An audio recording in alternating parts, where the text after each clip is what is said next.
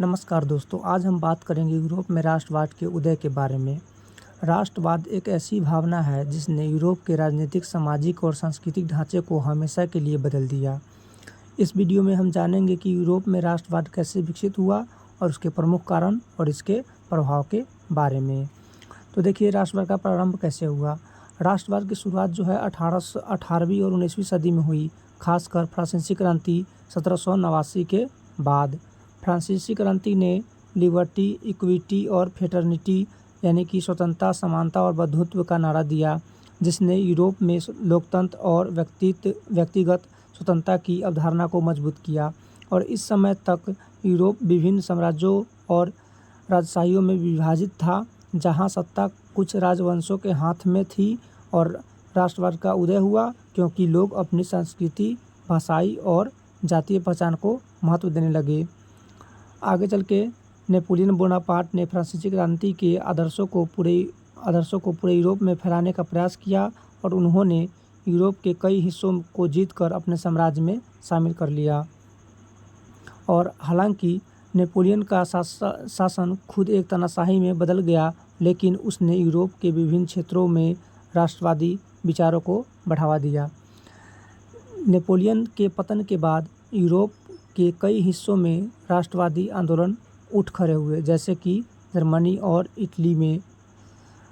आगे देखिए, 19वीं सदी के मध्य में यूरोप में राष्ट्रवाद के दो प्रमुख उदाहरण सामने आए, जर्मनी और इटली का एकीकरण।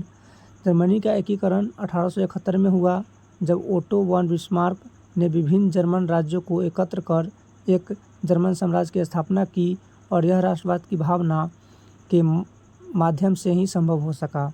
और इटली का एकीकरण 1861 में हुआ, जिसमें ग्यूसेप गैरिबाल्डी और काउंट फैमिलो कैबूर जैसे नेताओं की अहम भूमिका रही। इन्होंने इटली के विभिन्न क्षेत्रों को एक राष्ट्र में जोड़ा। आगे राष्ट्रवाद के कारण यूरोप में कई सकारात्मक और नकारात्मक प्रभाव देखे गए।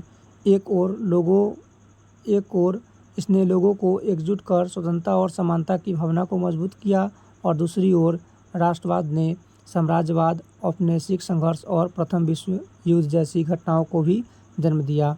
और राष्ट्रवाद की विचारधारा ने लोगों में राष्ट्रीय पहचान, सांस्कृतिक एकता और स्वतंत्रता की भावनाओं को प्रोत्साहित किया, और इसका प्रभाव केवल यूरोप तक ही नहीं रहा बल्कि पूरे विश्व में फैल गया।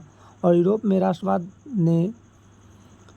राष्ट्रवाद ने पूरे विश्व के राजनीतिक और सामाजिक परिदृश्य को ही बदल दिया। हालांकि इसने कई राष्ट्रीय पहचान और स्वतंत्रता की भावना को जन्म दिया, लेकिन इसने संघर्ष और युद्धों को भी जन्म दिया।